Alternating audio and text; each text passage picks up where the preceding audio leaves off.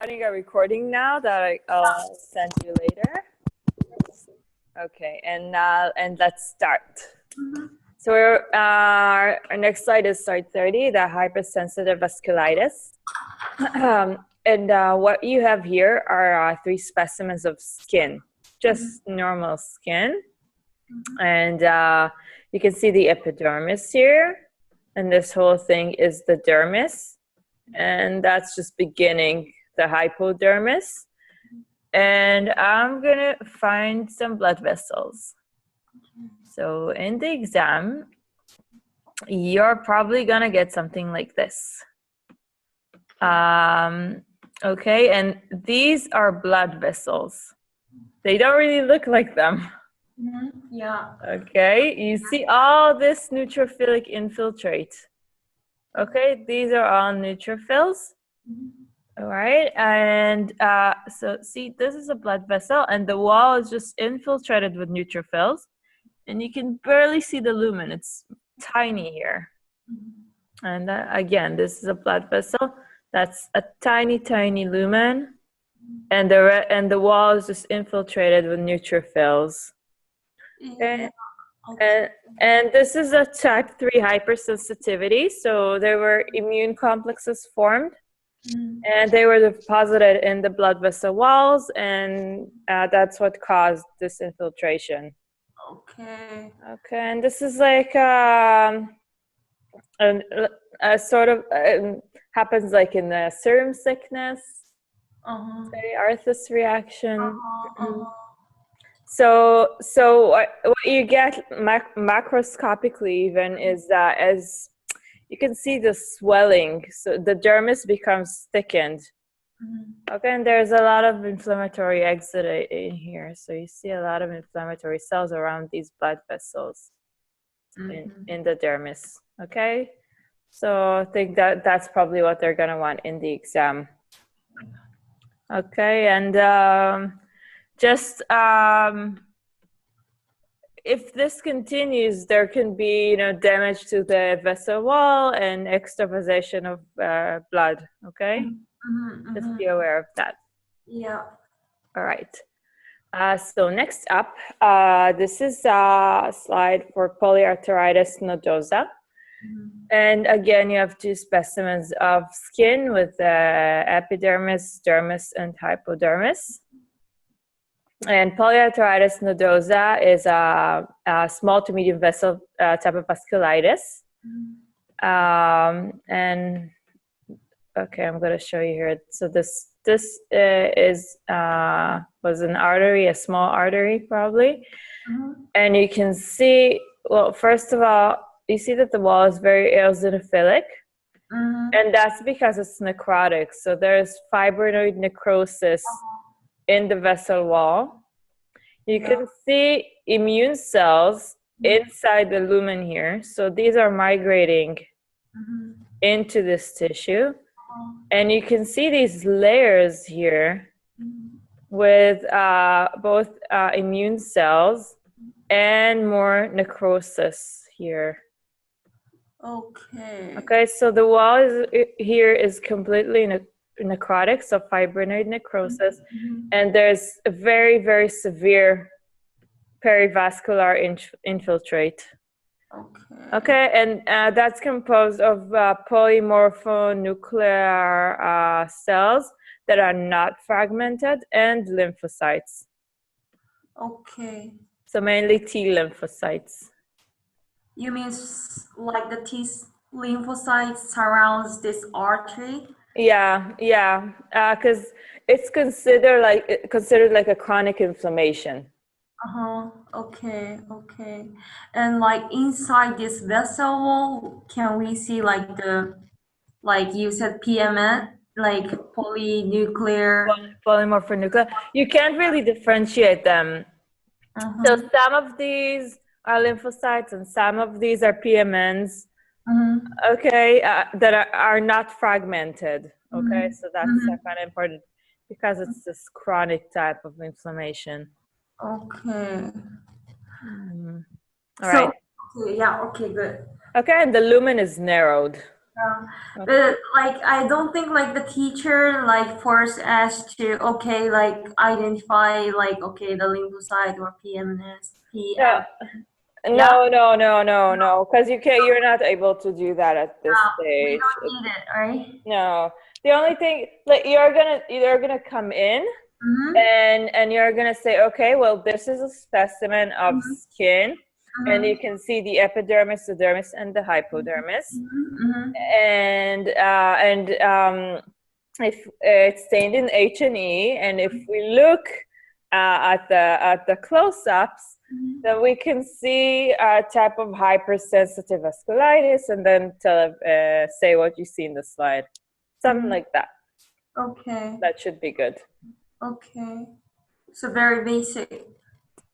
Yeah, yeah. So you're not going to be expected, to identify different cells here. That's Yeah. not what this is about. It's not histo.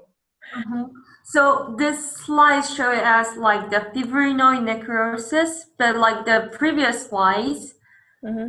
is that like kind of fibrinoid inflammation? No, there was no necrosis at all. Yeah. So So it's just hypersensitive reaction. can we say like the fibrinoid inflammation in previous slides? No. No. Okay. No. But, Okay.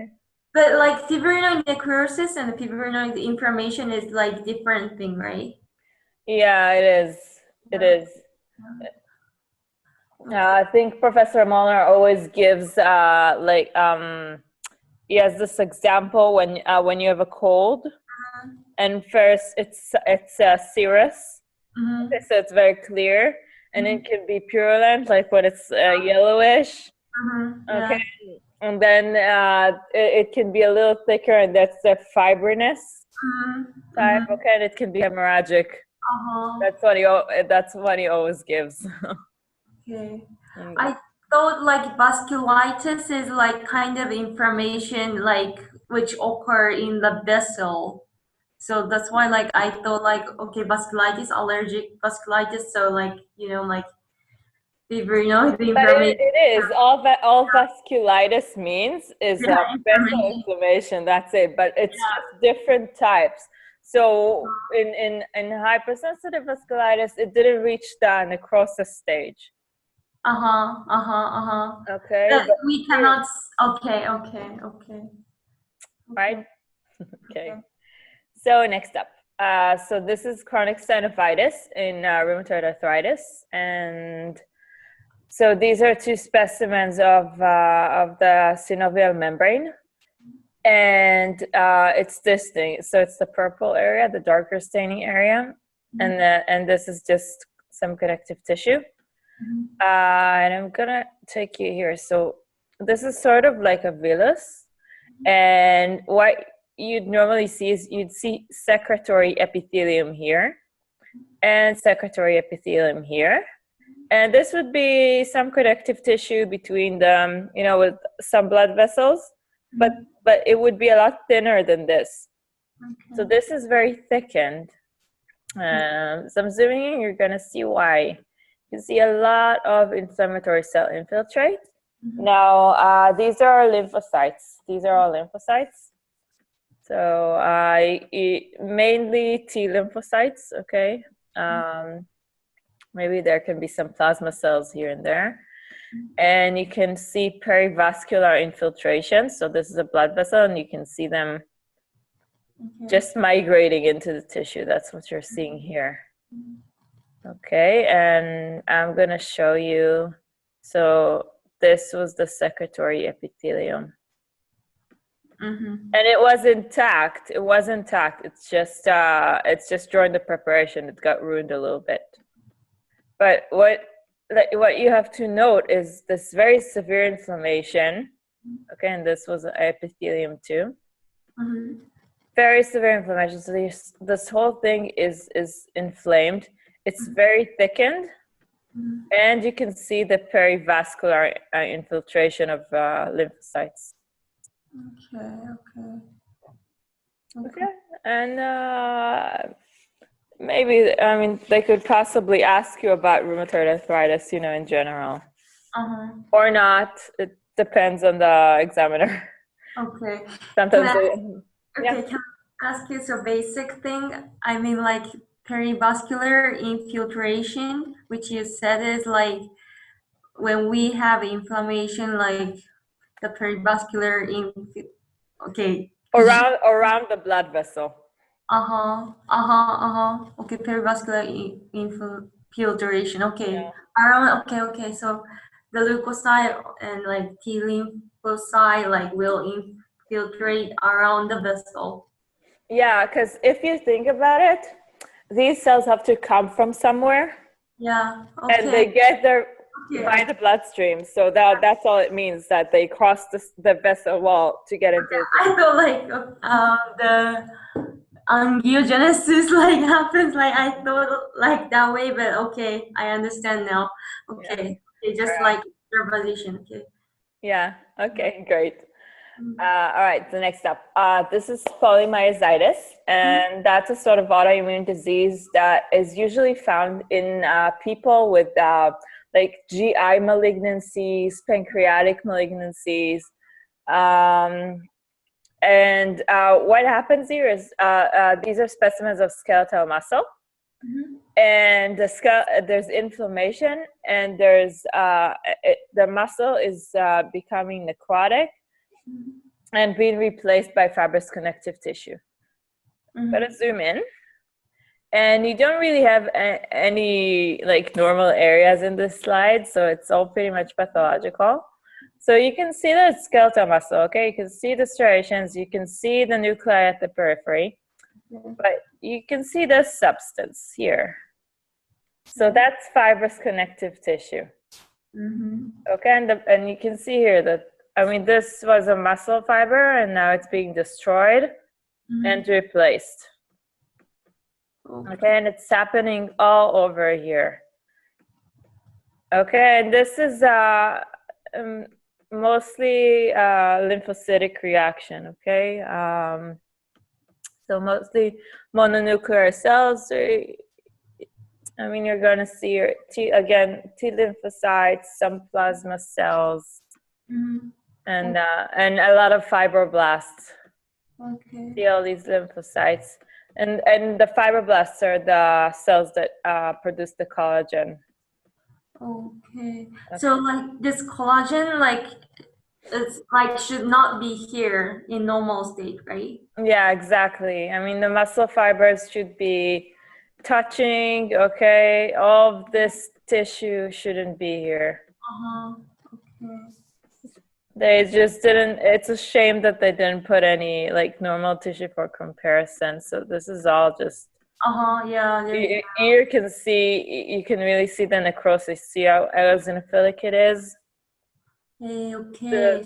So these are actually losing their striations and dying. Okay. So here is like necrosis happens. Yeah. Right? Okay. Great. So next up. So this is SLE lymphadenopathy. And you have a specimen of a lymph node.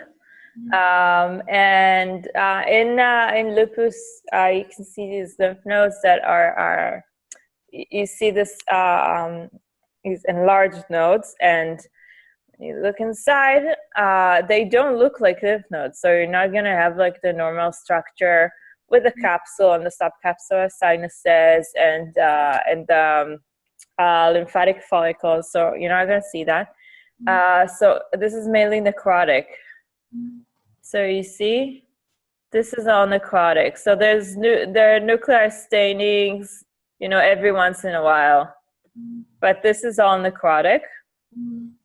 And what they're gonna want you to know about this is, you see this little stain, and this here, and there are areas with more of them and less of them, and this here. These are called LE bodies or hematoxylin bodies. And that's just like a bunch of immune complexes. In lupus, you have anti-nuclear antibodies, anti-double-stranded DNA antibodies. So Yeah. So you have these immune complexes, and this is just the deposition. Okay, so this red stuff like gives us like the notice that this is the anti-nucleotide. These are immune complex depositions. That's what you call them. So anti-DNA, like antibody, or yeah, Yeah. the immune complex. Just say that these are LE bodies, that they are depositions of immune complexes. Okay. And if they ask you what types of antibodies there are, so you can say anti-nuclear, anti-double-stranded DNA. The hallmark of lupus is the anti-double-stranded DNA antibodies. Okay. We can see like the nucleus here, like the nucleus which is like losing here. Is that activated? This nucleus. Like, you mean all these? Like that. These are immune cells that are left over because this is a lymph node. Oh, So okay.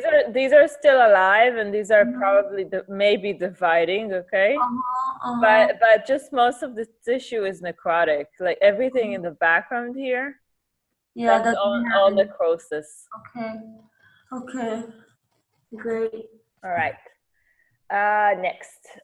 So this is Gaucher's disease, and that's a specimen of a lymph node again.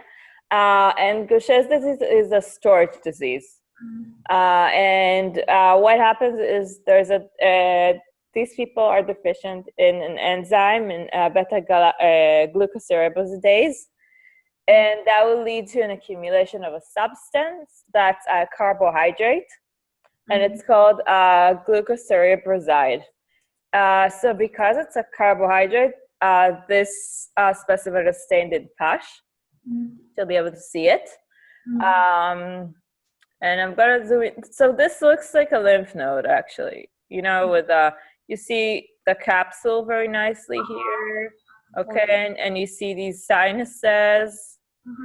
Okay, and you see lymphoid follicles. But I'm gonna zoom in on this area. Okay, and here you can see all these fluffy looking cells. And these are macrophages that are just stuffed full of this carbohydrate, of glucocereboside. And they're called Gaucher cells. Wait, so Gaucher cell is the macrophage which digests the carbohydrate? Yeah, exactly. Because they can't get rid of it because they cannot break it down because they're lacking an enzyme. So they just remain like that. And you can find them in all the reticular endothelial system. So lymph nodes, spleen, liver, even the heart, anything with a parenchyme. Okay. So Gaucher cells? Pale cells can be identified as like Gaucher cells. Yeah, you call them PASH positive staining cells. Okay. PASH positive staining cell. Okay. Yeah. And just, for general info, nowadays these people get enzyme replacements. So you don't see this as much, okay? So once you identify that they have Gaucher's disease, then they get these enzyme replacements, and they're completely fine. They're kind of proud of it in Debrecen because they have a center that does it in the university. Okay, so next up. So this is a gouty tophus, and so this is like mostly amorphous acellular mass, and it's not found like in the articular surface. It's juxta-articular, so just next to the joint. So like I had a patient, and he had his elbow, and then he had like a mini elbow next to it, and that was the tophus. Okay. So that's sort of how it looks. So I'm gonna zoom in, and you're gonna see Okay, so you see it's not cellular, okay? This has a lot of uric acid crystals and collagen fibers. Mm-hmm. And the more crystals it has, the more basophilic it's staining, okay? So like here. And you see these areas that kind of bridge these, and you can see some cells here. Mm-hmm. So maybe there may be some inflammatory cells, Mm-hmm. okay? And maybe even epithelioid cells Mm-hmm. and giant cells. So you're not, I mean, you're not definitely gonna see it here, but you just have to know that in these areas you may get these this type of cells. I missed what you said. So like the area which you pointed like So the this is all full of uric acid crystals and some collagen too. okay. Okay, it's like a dense connective tissue. Uh-huh. So can I say that like okay this crystal is like composed of the like collagen tissue, collagen fiber? No, what you say is that this is dense connective tissue Uh-huh. that is composed mainly of uric acid crystals Uh-huh. So that are the hallmark of gout. okay. Okay. Okay, and some collagen fibers too. Mm-hmm. And then so you see how fibrous it looks? Yeah. So these lines, and it's surrounded Uh-huh. by inflammatory infiltrate, by chronic inflammatory cells Uh-huh. and some giant cells. Uh-huh. And epithelial cell. Yeah, okay. So that's all. Okay. All right. Next. This is a signet ring cell carcinoma in the stomach. Okay, so this is a stomach, part of the stomach wall, and you can't really see the architecture of the stomach here. So in this area, you can see some muscle, but that's about it. That's all. So here, like the pathologist would need like the surgeon's report that it's actually stomach. And signet ring cell carcinoma originates in the stomach epithelium. Okay, so in the mucosal epithelium, and it's very invasive, and the cells are mucin producing. Uh-huh. So this is stained with PASH again because there are a lot of carbohydrates here, but the mucin itself has been washed out. Okay. And because you have all these cells, so you see all these cells that have their nucleus pushed to the periphery, and they look kind of empty. Mm-hmm. I'm gonna find you larger ones just so you can see better. Because some of them are kind of small and some of them are larger. But all of them are malignant cells, okay? Okay. All of them. I'm just like, I know there are areas with bigger ones because I just want to show you why it's called a signet ring cell carcinoma, just because it really looks like a ring. Here we go. There are the bigger ones. So you see, this is one cell, and you can see the membrane, and this is the nucleus that's pushed to the periphery, and it looks like a ring. Uh-huh. Signet ring cell. Yeah. Okay. And all of this is connective tissue. Uh-huh. And that's a stromal reaction. You know that every a carcinoma has like the epithelial component and the stromal component. Uh-huh. And here the stroma has this reaction, and it's called a desmoplastic stromal reaction, and it just means that there's a growth of connective tissue. Okay. So this is this connective tissue here between the cells. Okay. And signet ring cell is like the part of the malignant cell. Yeah, so these are the malignant cells. Yeah. So can we say okay, signet ring cell is like transformed like from like the malignant cell? No, they are the malignant cells. Okay. So So the transformation happens from the normal epithelium that's uh-huh. covering the mucosa. So what we can like see in this slide is only like signet ring cell, or Mhm. can we see like the normal cell? No, I no, don't. you can't see any normal cells. So this tumor Uh-huh. is huge. So this is all tumors, and in Uh-huh. some areas, like here, you can see some inflammatory cells. Uh-huh. Uh-huh. It's because every time there's a malignancy, so Uh-huh. it kind of activates the immune system. So you're gonna see a few immune cells here, but this whole giant thing is one big tumor. This Okay. is all tumors. Tumor means in this slice, like tumor cell can be okay, like all tumor cell, can we say okay, this the all tumor cell is signet ring cell? Like Yeah, in this slide. yeah, Yeah. yeah, yeah, yeah.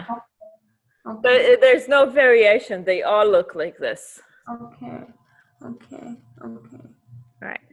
So the next one is kind of related. That's the Krukenberg tumor. And that's a metastasis of the signet ring cell carcinoma from the stomach to the ovary.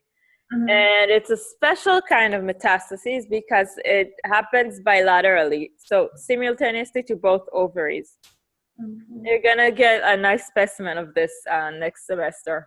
Uh-huh. Okay. So it might be a little hard to imagine now, but so this must have been a woman like around 65 years old or maybe more. And I'm going to show you the only area that actually resembles the ovary. You see this? This is the cuboidal germinal epithelium of the ovary.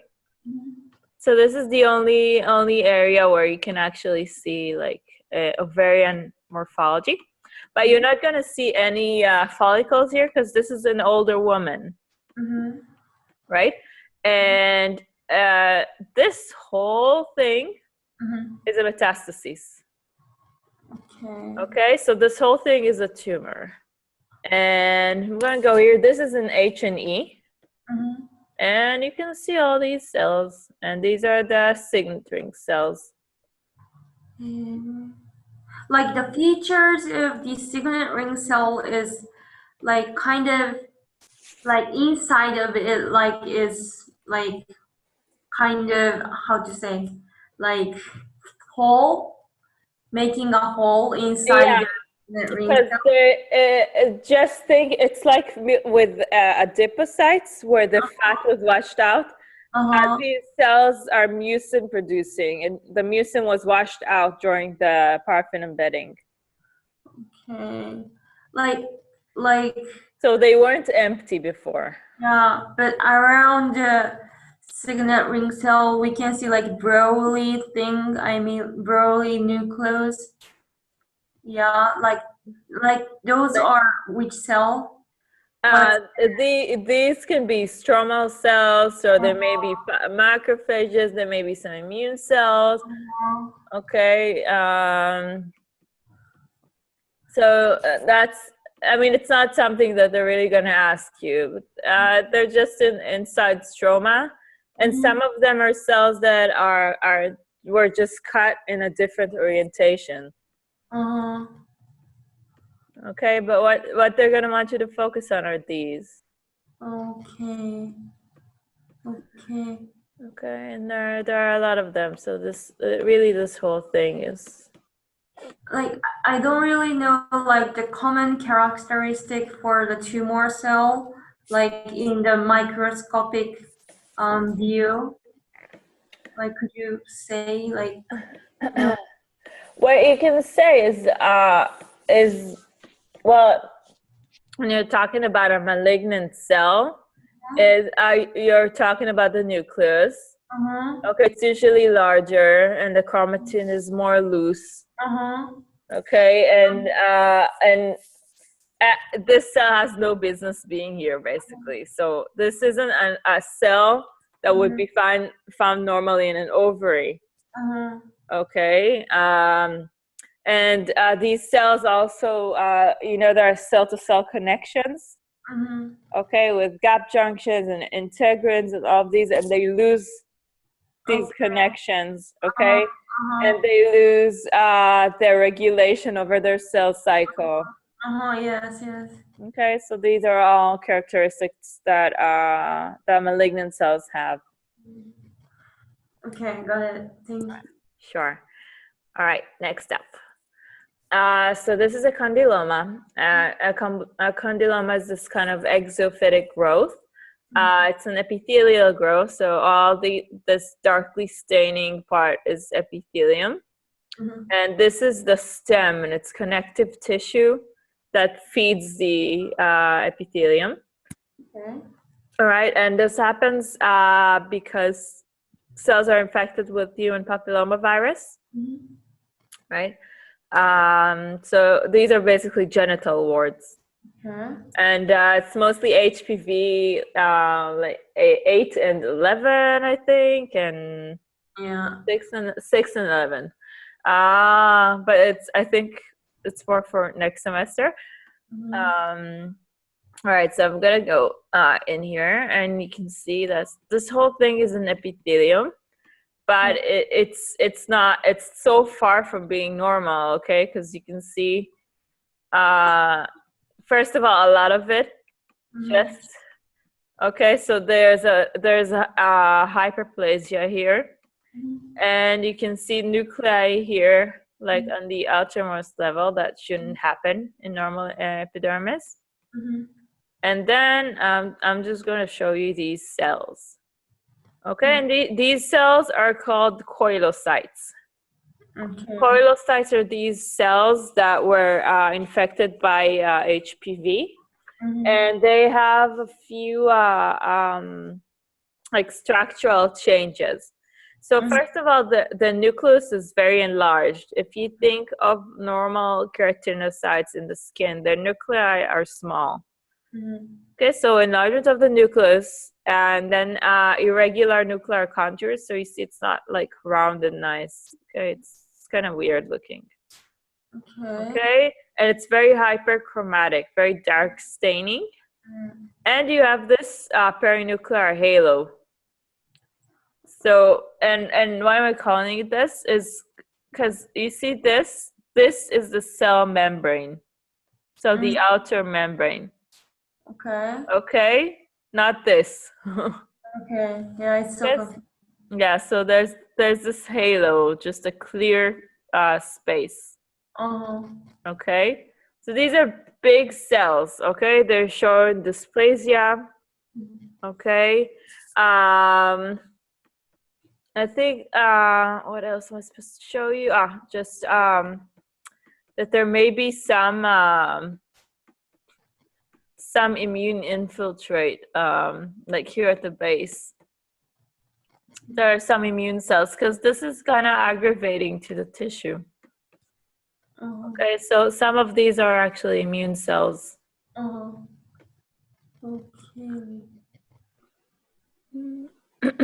Okay. So next up, so this is Bowen's disease. It's an intraepithelial carcinoma of the vulva. And here they're going to want to hear what intraepithelial carcinoma or carcinoma in situ means. And what it means is that the tumor did not invade the basement membrane. So if you remove this entire thing, then you're probably curing it. Okay, you're curing the person of cancer because it's not invasive yet. Wait, so So if you remember, so you have the epidermis here, and at the junction between the basal cells and the dermis, you're gonna have the basement membrane. So like which type of like the tumor doesn't invade the basal membrane? I mean, like so this whole thing is a squamous cell carcinoma. Okay, but it does like this here. There's a basement membrane, and it doesn't invade it. Okay, so it's contained and it doesn't cross the basement membrane. So if it cross, like the name of the carcinoma turn to what? Just squamous cell carcinoma, Okay. not in situ. Ah, okay. So in situ carcinoma, the definition of in situ carcinoma is like doesn't invade the basement membrane. Exactly, and you see it in a lot of places. You're gonna see it like next semester in the cervix, for example, and other places too. Okay, so that's kind of important. Now, if you see, there's a full thickness dysplasia here. So big cells, loose chromatins, mitotic figures. Okay, so this whole thing is dysplastic. And the like normal stratification is lost. I don't know if I don't remember if I told you last time, but just kind of know the normal layers of the epidermis. But that's lost obviously here. There are no normal layerings. And here in the dermis, you're gonna see this is all this immune infiltrate. Right, and it's chronic infiltrate, so mostly lymphocytes, macrophages. Okay. Right. So that's all for this slide. Okay. All right. Just hold on one sec. Okay. All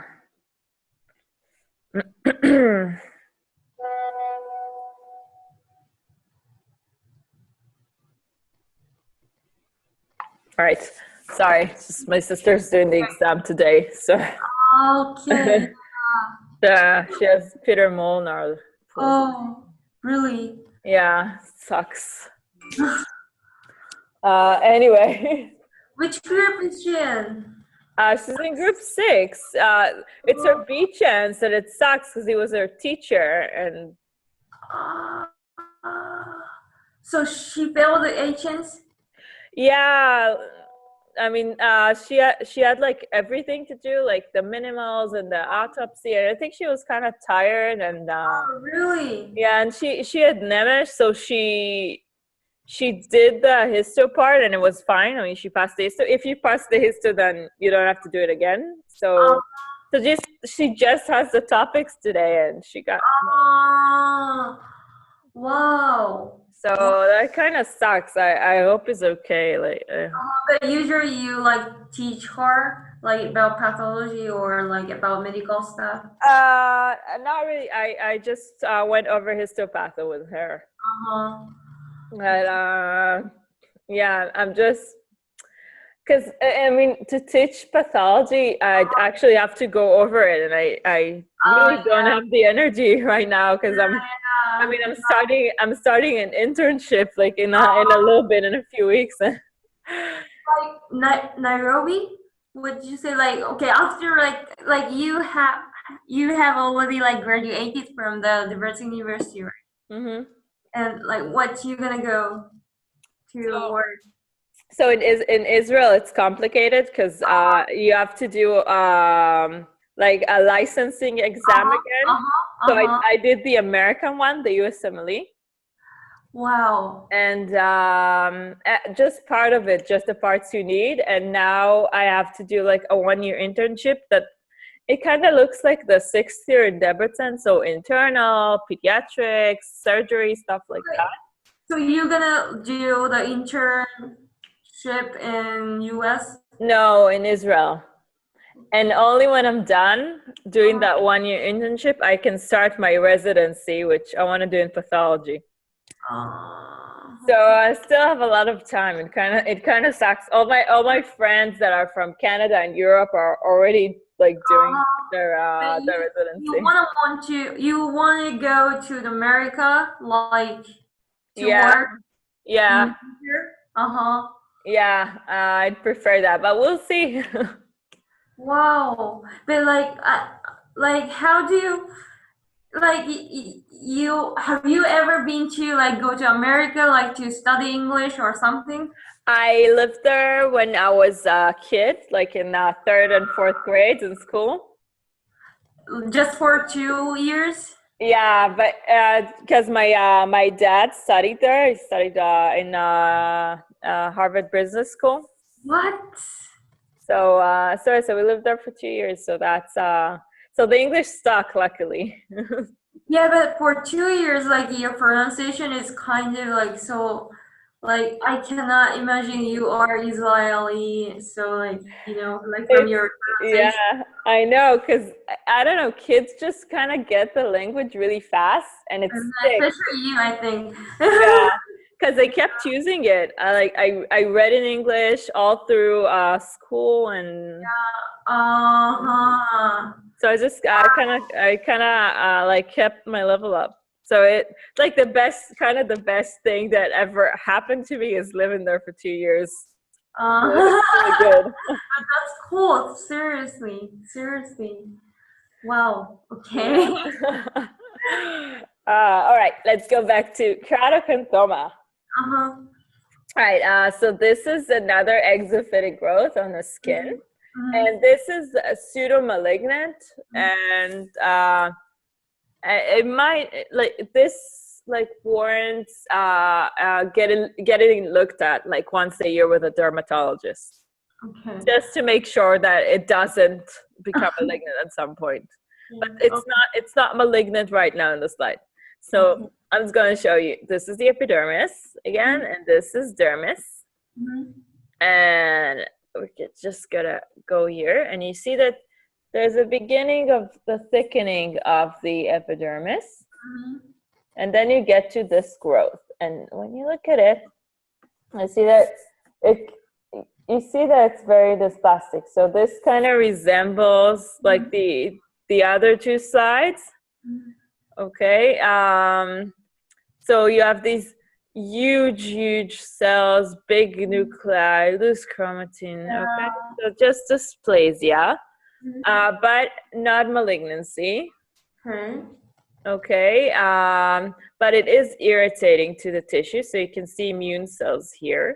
Okay.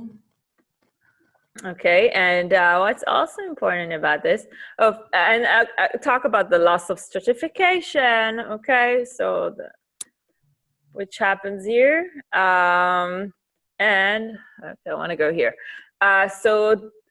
This is like the central mass. Mhm. Okay, and this is scarce material, so keratin. Mhm. Okay, so that's just a central mass of keratin. Okay. Of this immune cells, okay, chronic inflammatory infiltrate here. Okay. Okay, and these are keratinocytes. Okay. Okay, and yeah, that's it. Okay. All right, so next up, this is a squamous cell carcinoma of the penis, Mhm. and there's like the skin can have three types of cancer. Mhm. There's the melanoma, Okay. okay, which is melanocytic tumor. And then Mhm. you have the basal cell carcinoma and the squamous cell carcinoma. Okay. Okay, and the basal cell carcinoma is not it's locally invasive, but it doesn't it doesn't metastasize, Mm. but it can Mm. be very locally invasive, depending. And Mhm. squamous cell carcinoma is both very locally invasive and it metastasizes. So that's squamous cell carcinoma, and it's very destructive to the tissue. So I don't know how big this was, but if it was big, then they would have had to remove a lot of tissue. And here, this is the resection margin, and you can see, so this is part of the cavernous body. Mhm. Okay, so that's the only place that's like normal looking. And this whole darker staining area, that's the carcinoma. Mhm. Zoom in. Okay, so all of these cells are malignant. Okay, and again, you can see these big nuclei, loose chromatin. Okay, lots of little nucleoli. Mhm. Okay, so these are all the tumor cells. And you can see these areas, that's the tumor stroma. Okay, so that's the epithelial component, and that's the stromal component, and you're gonna have inflammatory cell infiltrate here. Okay, so part of it is chronic inflammatory infiltrate. So again, tumor cells, okay, large cells, big nuclei, loose chromatin, a lot of mitotic figures, so these are called mitotic figures, and the stromal component with a lot of inflammatory infiltrate. Okay. Right. Okay, so next I'm going to show you a basal cell carcinoma. This is these are two specimens of skin from a face. Okay, and what you see here is this is intact epidermis. Okay. So the skin is intact, and the tumor is found underneath it. And these cells originate in the basal layer of the epithelium of the epidermis. Okay, and they're creating these nests in the dermis. And we're gonna zoom in on one. They have this kind of special arrangement you see with the nuclei. So they have palisading nuclei like a fence. And you have one orientation at the periphery, and then like an almost 90-degree angle beneath them. And you see that, like, just with the other malignant types of cells, you see these big nuclei, darkly staining, relatively loose chromatin again. So this would be, again, locally invasive. It would just it looks really bad, okay, when you look at it, but it doesn't really invade the deeper layers, okay, and it doesn't metastasize. So these cells have more of their cell-to-cell connections than like squamous cell tumor cells. Okay. All right. So a lot of these, and like in the deeper dermis, so you see that some of these cells are inflammatory cells. Okay, so they're usually these darker ones. Right. Yeah. Okay. Okay. All right. So next, you have a compound nevus. And a compound nevus is like hyperplasia and migration of melanocytes into these nests that are found in the epidermis. And okay, so these are all these melanocytic nests, and this is completely benign at this point. Okay, so you see melanin. Okay, the brownish pigment is melanin, and you see these cells. So they kind of look good. I mean, they don't look. There's no dysplasia here. Okay, so their nuclei look normal. Like if you see the other cells in the epidermis, they don't look very different. It's a little hard to see just because of all the melanin, but okay, so these are these nests of cells, and here in the dermis you can see all of these cells, and these are macrophages, the dermal macrophages that ingested melanin, and they're called melanophore cells. Okay. And that's again completely normal. That's a normal process. So whenever there's a lot of UV light, there would be more melanin production. So that's why these nevi can change color a little bit, between summer and winter. Yeah. Okay. And so next two slides are malignant melanocytes. So with melanoma, you have the superficial spreading melanoma, which is this slide, and you have the nodular type, which is the next one. And they might ask you like about features of melanoma and burst slow thickness. especially for the nodular type. Okay.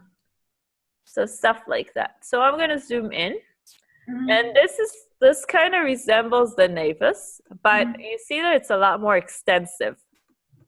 Mhm. So this is going to be pretty big, Mhm. like macroscopically. And also, you can see, so you see these nests in the epidermis, but you also see malignant cells in the dermis. Okay. Okay, so you see all of these are malignant cells. You still have the melanophore cells here Mhm. because there's still a lot of melanin production. And Uh-huh. all of these are malignant cells, melanoma cells. Like, okay, like, okay, how can I differentiate like malignant from the benign? Like as you said, like benign one is like the same structure. So basically, like a good pathologist would just take a look at this and say, this is malignant. But with other things, you're gonna need like special stainings, like immunohistochemistry, for example. Mm-hmm. So there's like this antigen that it's called Ki-67, Mm-hmm. and you use a monoclonal antibody that's called MIB. And when you stain the tissue, you can see, for example, like how how many times is it dividing. So it's gonna stain very darkly if there's a lot of division, a lot of mitosis in the tissue. That's one of the things they use. Okay, but what you're gonna see in this slide that's gonna like kind of tell you that maybe it's malignant is as first of all the spread that is very extensive, Mm-hmm. and it crosses it, here you can kind of see it nicely. It just invades the basement membrane here. Yeah, yeah. Okay, and you see all these nests inside the dermis. Okay, where in the nevus they were only in the epidermis. You Okay, didn't have these cells in the dermis. okay. And what's also going to clue in that it's malignant is there's a lot of inflammatory infiltrate here. Mm-hmm. So there's here and here. These are like, that's perivascular, so they're just migrating into the tissue. So anytime malignant structures and cells tend to irritate the tissue a lot more than benign ones. Okay, got it. So that's what's going to tell you here. And in the next slide, the nodular type, there are Okay. even more signs. So if you see this, and this is all one big tumor, one big melanoma, Mm-hmm. and you see that I mean there's this part that's melanocytic, okay, that's there's melanin here, and you see this area it's amelanocytic because they're not producing melanin, and that's a big clue. How this is going to look macroscopically is you're going to see this thing that looks like a nevus, and in the middle you're going to see a gray portion. Mm-hmm. So this is going to look gray, and that's really gonna ring your warning bells that this may be malignant.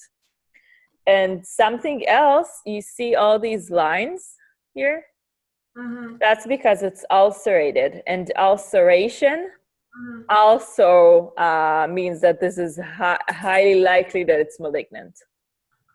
Okay. Okay. All right, so so this is again a piece of skin. Mm-hmm. Okay, and here I'm gonna show you the melanocytic part, which is very, very, very dark. So a lot of melanin production here. You can barely see anything. Mm-hmm. And where you can see like the malignant cells more nicely is here in this part. So these Mm-hmm. are all malignant cells. Now they're not really in nests like in the previous slide. Okay, so they're more elongated, like spindle cells. But if you look at their nuclei, you can see that these are not normal cells, okay? just by the nuclear morphology. And here and there you might see these cells. Some of them are again macrophages. Okay, and there may be some cells here that do produce melanin. Okay, but that whole thing is malignant. Okay. All right.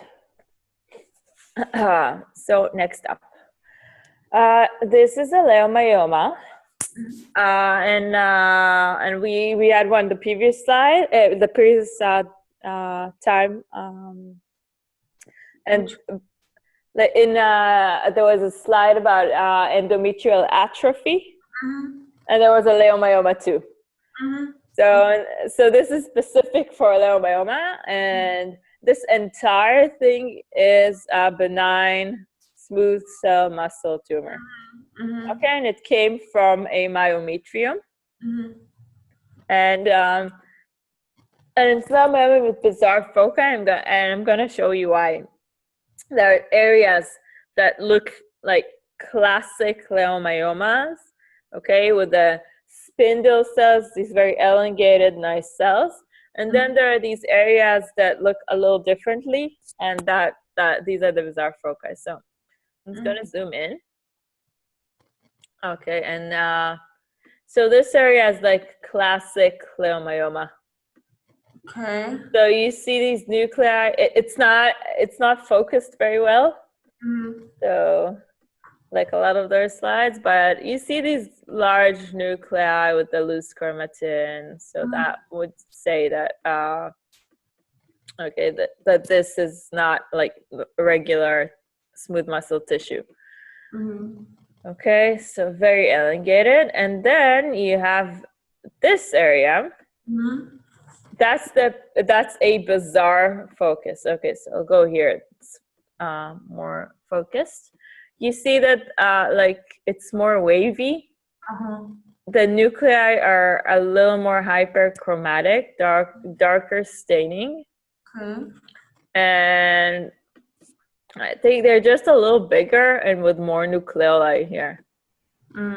So I mean, leiomyomas are benign. They would not normally turn malignant, but if I were to think of like the less than 0.5% that would, then maybe this would be it, because this is dividing a lot more. Okay, so that's that bizarre focus, but these are still all smooth muscle cells. Okay. Okay. Yeah. All right. So the next two slides are both tumors, benign tumors that originate in Schwann cells, which make up the myelin of the peripheral nervous system. Okay, so this one is a schwannoma, and that's a biphasic tumor. Just because it has two distinct areas. And the next one, the neurofibroma, is monophasic.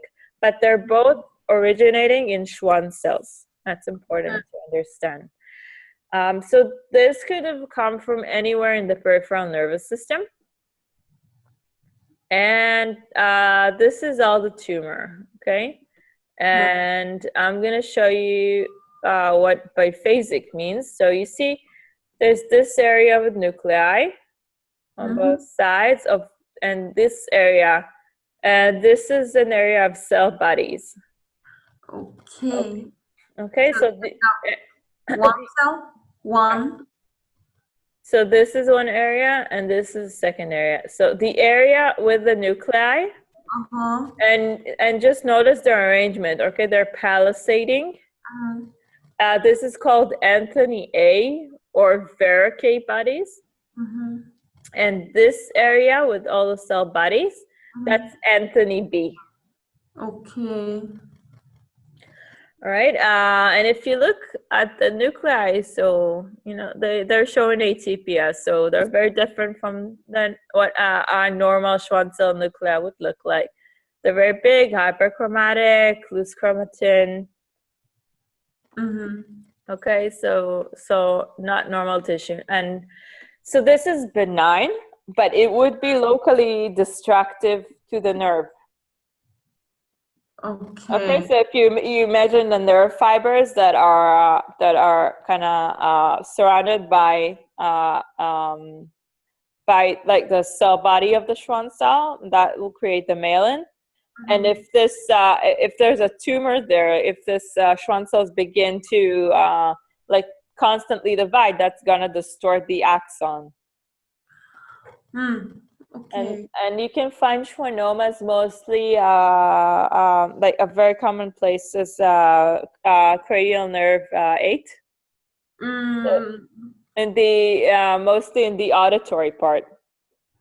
So yeah, the ear. okay, so that will lead to deafness and to and if there's and maybe like loss of vestibular function. So okay, so locally destructive. That's like the point I'm trying to make. Okay. So it's benign, but but it's still locally destructive. So this would not be fun. Okay, Yeah. so again, so just remember that, like the Anthony A, Anthony B, and just describe this. Okay. So the next one is the neurofibroma, and this is a piece of skin, because neurofibromas are found in the subcutaneous tissue and in the dermis. Okay. And you can see a nice epidermis here. And this is a dermis and a hypodermis. And you see all these things? These are neurofibromas. And what I'm kind of, like, I don't know if I'm right or not, but this might be a person with neurofibromatosis. Just because he has more than one. And that would be kind of rare if the person didn't have it. Okay, so we'll look at this. And first of all, like these areas, these clear areas, that's artifacts. Just because the tissue shrinks with paraffin embedding. And this is the tumor itself. I'm going to zoom in, and you can see all these tumor cells. Okay, so there's these are chroma-shaped nuclei. And you can see that they're hyperchromatic, and there's chromatin. And in between them, there's this connective tissue. Yes. Right? And the way this tumor grows, is by expanding. So it doesn't invade anything, but it expands. Okay, and just kind of pushes the normal tissue aside. Okay. And like if it gets to a sebaceous gland or something like that, it can just like grow around it. So you're gonna see a gland that's surrounded by this tumor. Right, so expansive growth, that's important here. All right, and that's all for this slide. So next, this is a slide of embryonal rhabdomyosarcoma. And sarcomas are malignant tumors of connective tissue. And this came from an area of the ectocervix from a girl. So rhabdomyosarcomas are more common in children, and especially in little girls in the area around the cervix. Now this is it's a crappy slide because you see this whole area is unfocused. Just because they should have focused it before they took the picture. But anyway, I'm gonna zoom in here. And you can see that this whole thing is composed of malignant cells. So you see these like certainly shaped nuclei, they're big, the chromatin again. Okay, so this is all malignant. And what botryoid type means is that it grows into a lumen. So this would have grown either into the cervical lumen, which is not very likely because there's almost no lumen, or into the vaginal lumen. Okay. That's what botryoid type means.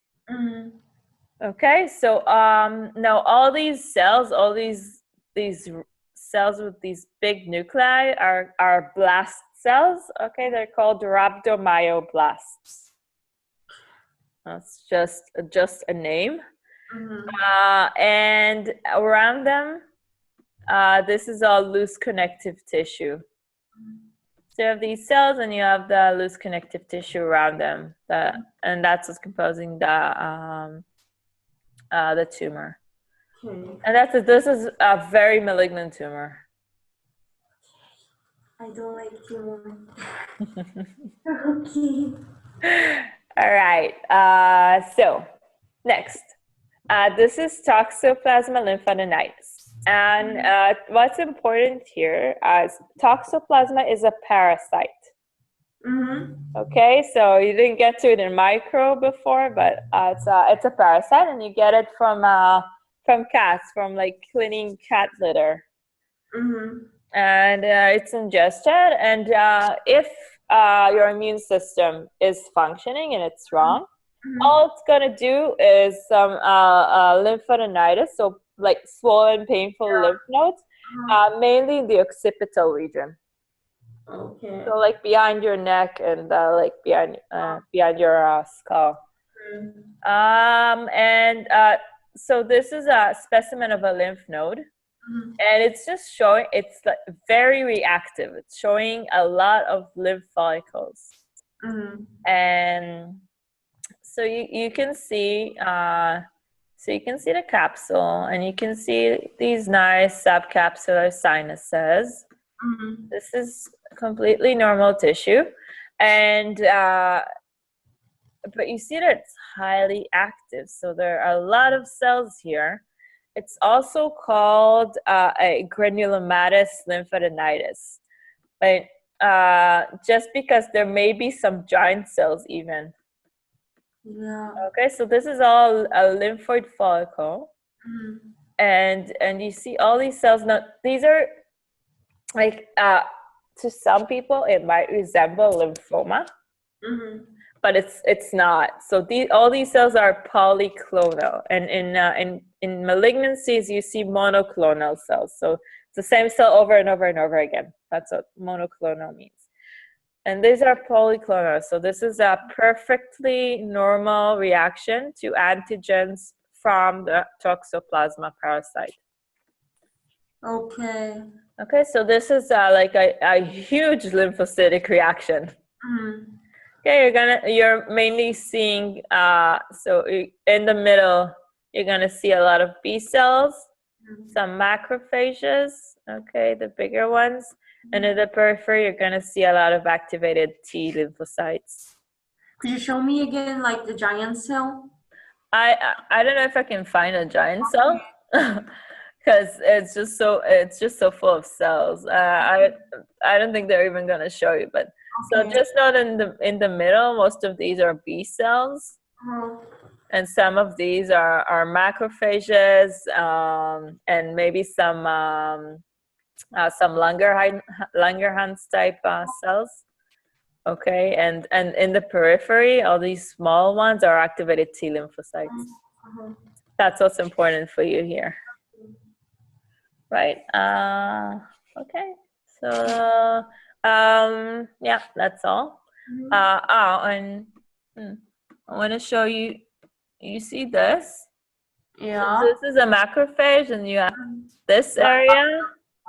So this is a tangible body, a macrophage.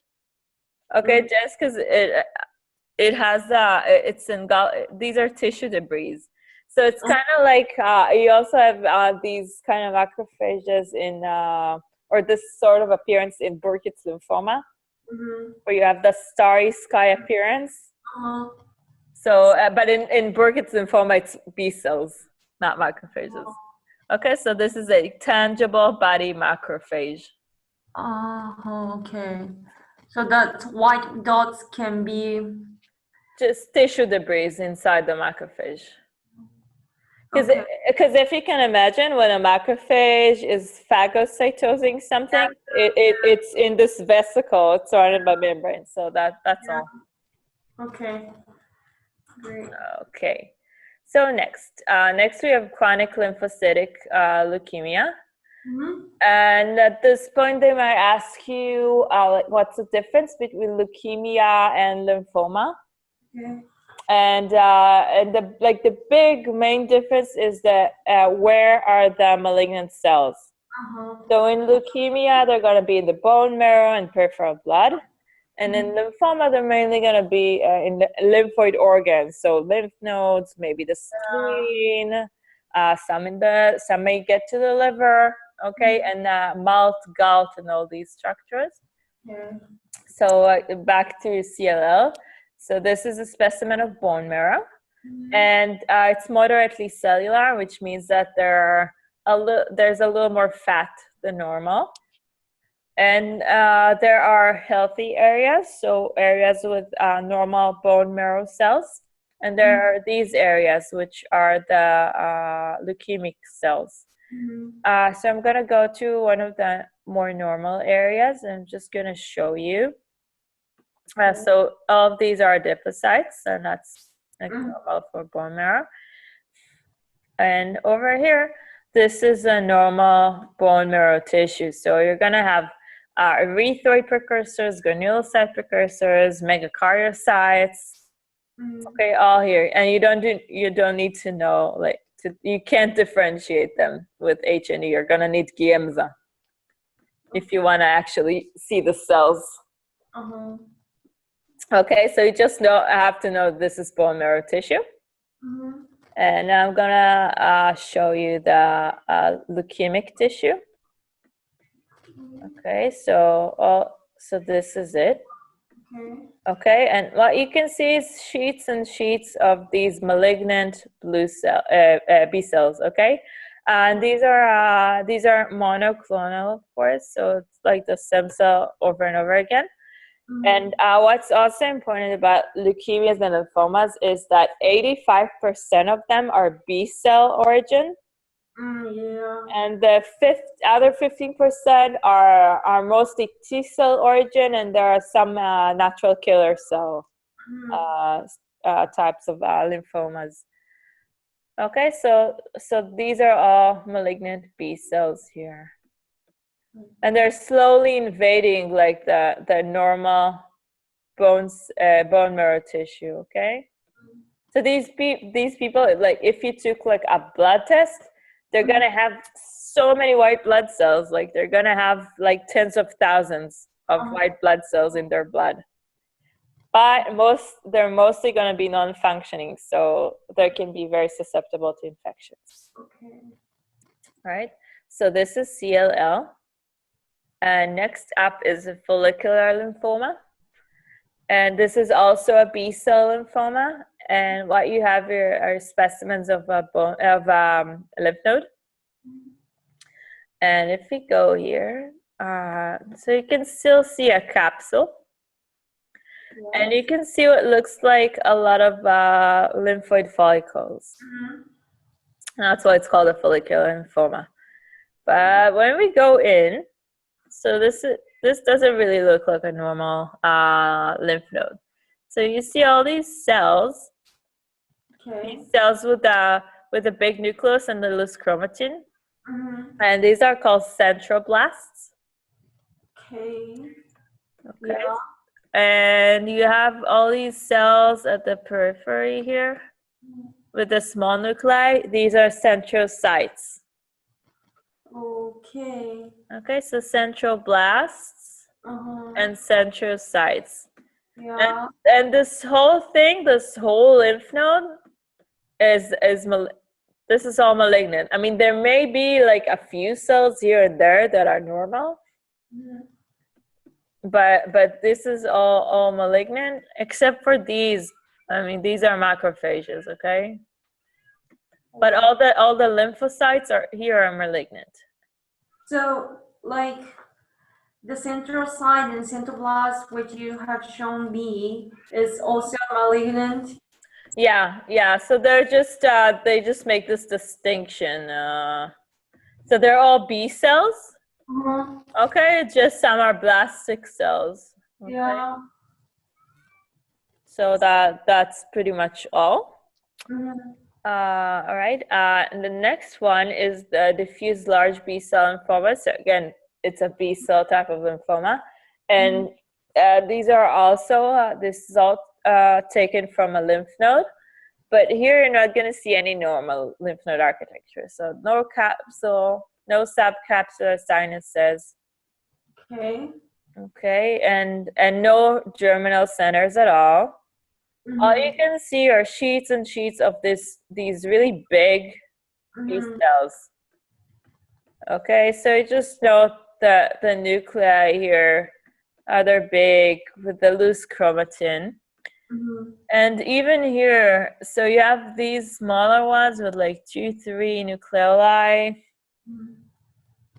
Okay, and these are like the are called polymorphic cells. Yeah. And you have like other cells, like let's see, like this one, you see a lot more nucleoli. And these are blastic cells. These are like non-differentiated cells. So very, very primitive B cells. Okay. So like this. Right. All right. Next up, so this is a gastric lymphoma of mild origin, and what you see is a part of the stomach wall. And if I zoom in, you're gonna see like the mucosa is relatively intact, so you can see all this epithelium. Okay. Okay, so this is a villus, and you can see the mucosa pretty well. But here, even in the lamina propria, you can already see infiltration of cells. All right, and so these are all malignant cells, and it's B cells again. And what happens here is, I'm gonna take you here. This is a malstructure and mucosa-associated lymphoid tissue. Okay, and you can even see like a remnant of a lymphoid follicle. So this is not normal. This is cells here are also malignant. Okay, but like the normal malt would be like something like this and a lot of lymphoid follicles.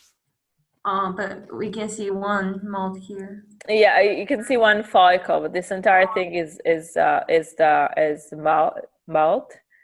And what happens is there's a bacterium, Helicobacter pylori, and and when you have chronic infection with it, it just stimulates these structures. And when the immune system is constantly stimulated, then it could lead to malignancy because these cells are rapidly dividing, and anything can happen, in dividing cells.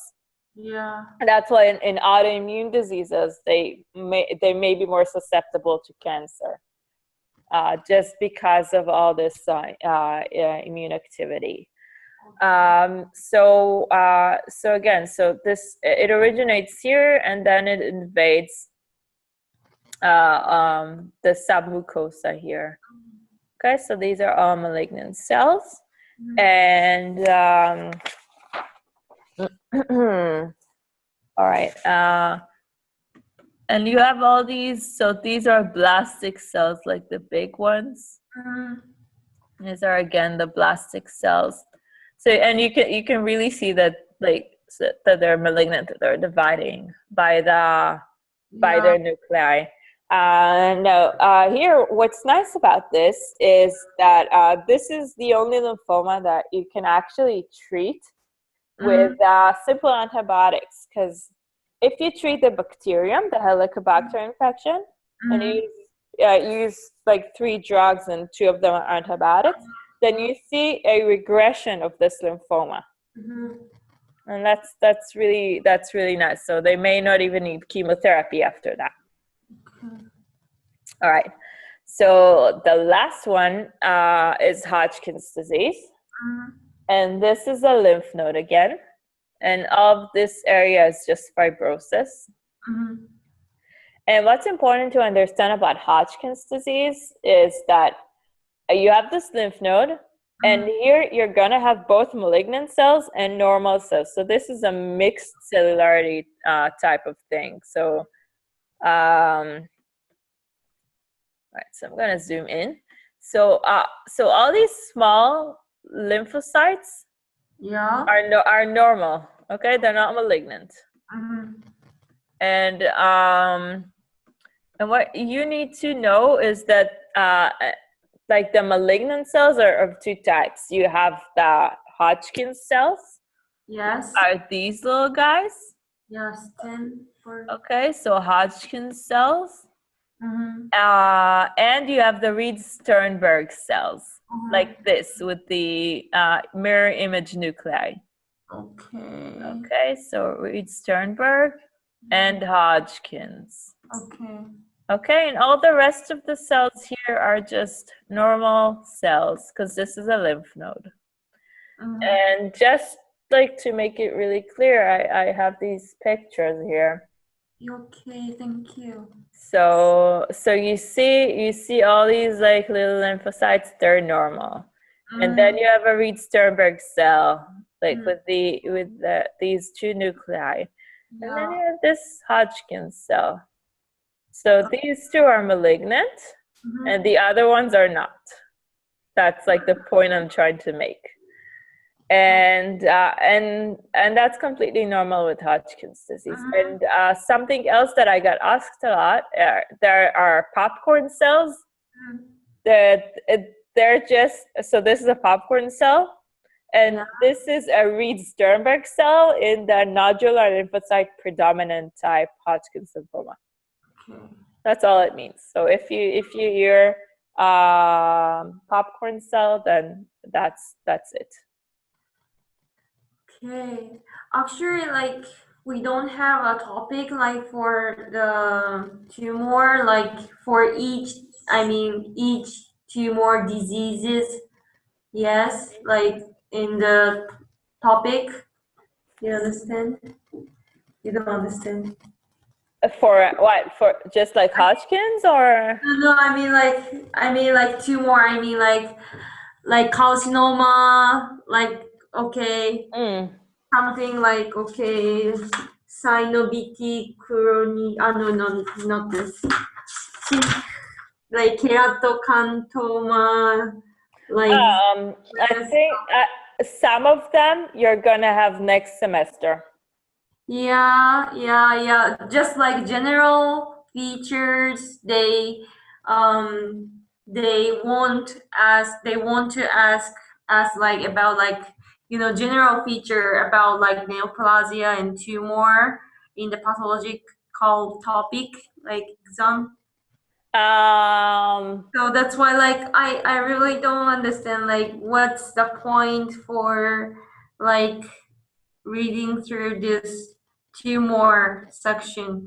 I really understand like lymphoma and like leukemia because we have topics for each of them like follicular lymphoma or diffuse large B-cell lymphoma, and I really know, but like like something.